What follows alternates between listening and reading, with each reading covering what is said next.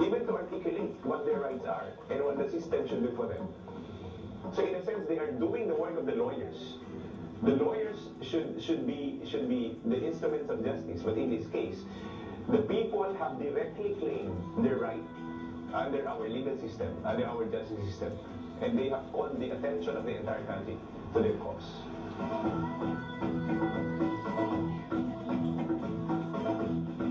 There were 55 farmers who walked from Sinilaw. They said that work with a farm is even harder, but this is different because it's concrete. They had to walk on concrete roads, and they had to endure the heat of the sun. They do not stop. They just go on walking and walking until they reach the destination. A lot of them fell and fainted because of the heat. Some of them even had to be brought to the hospital for over fatigue and lack of sleep because they get to the area very late at night and wake up at 4 o'clock in the morning and they started walking. They went through provinces where there were really bad roads. I thought they will already give up.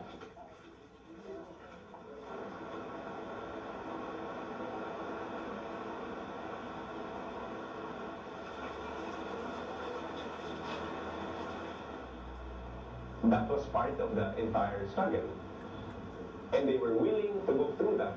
They were willing to make that sacrifice because they believe that they have the right to the land.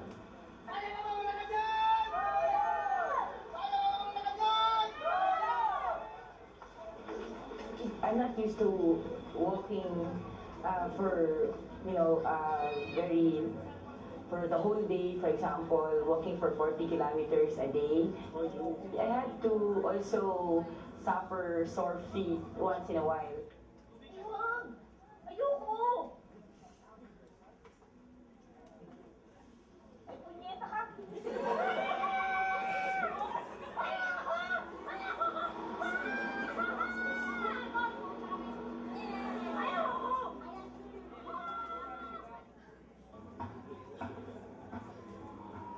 Salawag to Lopez, 11, 21.6. Salawag to Lopez, 11. Lopez to Lumaka, 19.8. Lumaka to Timonan na. Lumaka to Timonan, 16.6. Iwanan niyo ako ng space, ha? Mahal ito. Gusto mo kami sa akin?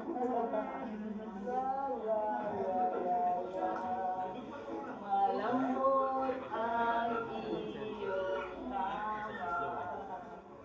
Lawyers, in the traditional sense, are not supposed to be doing sacrifices or any action with their clients.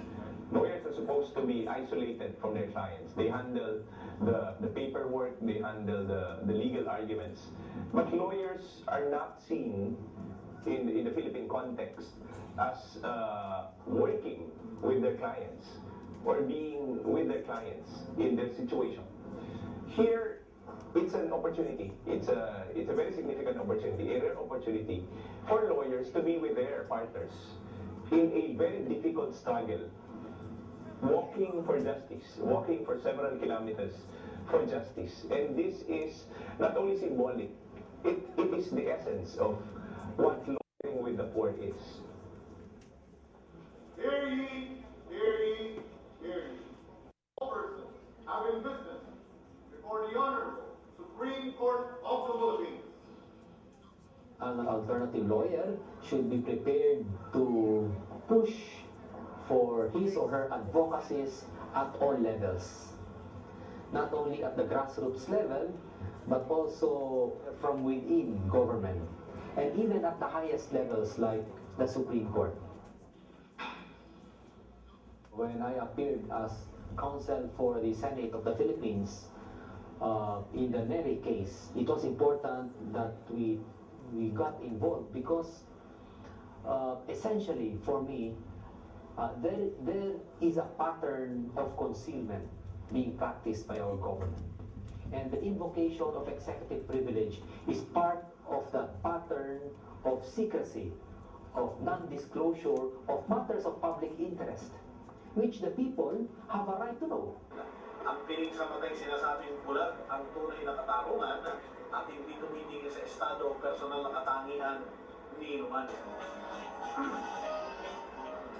Pero sa sitwasyon natin sa Pilipinas, maraming Pilipino nagsasabing mahilap ang konsepto ng katarungan. Uubod ng lakas pa rin kadalasan ang tinik ng kayamanan, kapangyarihan at korupsyon upang higit po magkaroon ng linaw itong ating paksa. Atty. Carlos Medina, Executive Director, Ateneo Human Rights Center.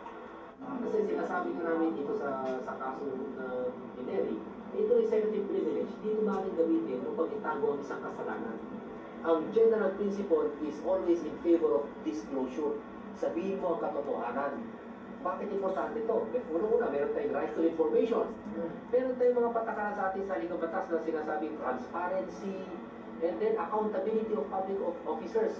Paano magkakaroon ng transparency, accountability of public officers, yung enjoyment of right to information, kung yung tao mismo, hindi nila alam kung anong ginagawa ng mga public servants. Sa susunod na Sabado, dito pa rin sa programang Sumpuin ang Korupsyon. Sabi mo ni Boss, Yes. Thank you very much ulit, ha? For a long time, my advocacy focused on trying to influence the institutions of government, the different role players in the justice system as an outsider.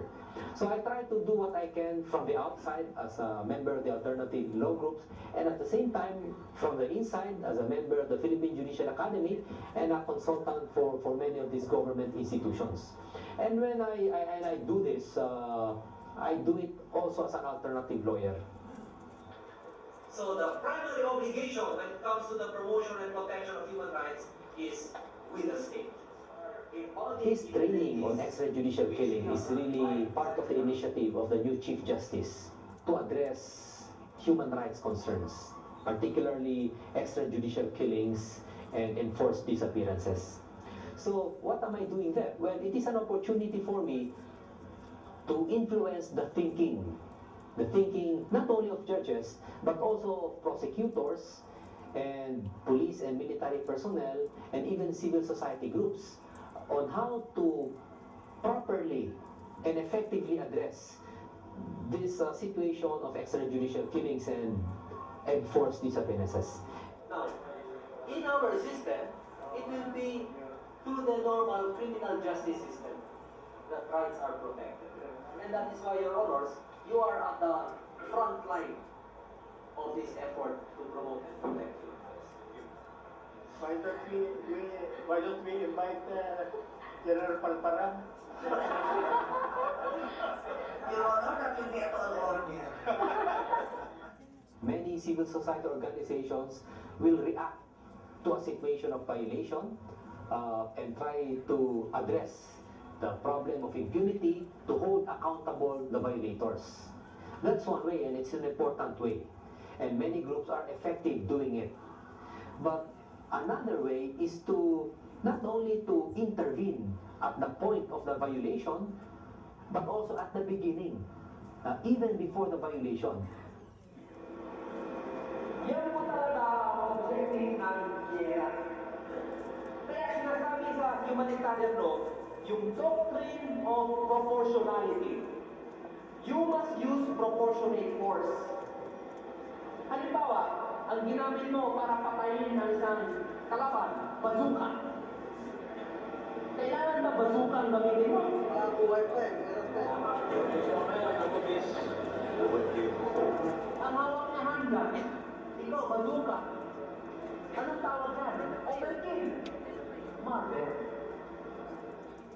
I think it's important for groups like us to be involved and to intervene at that point also, so that it will lead to government policies and programs which are more directed at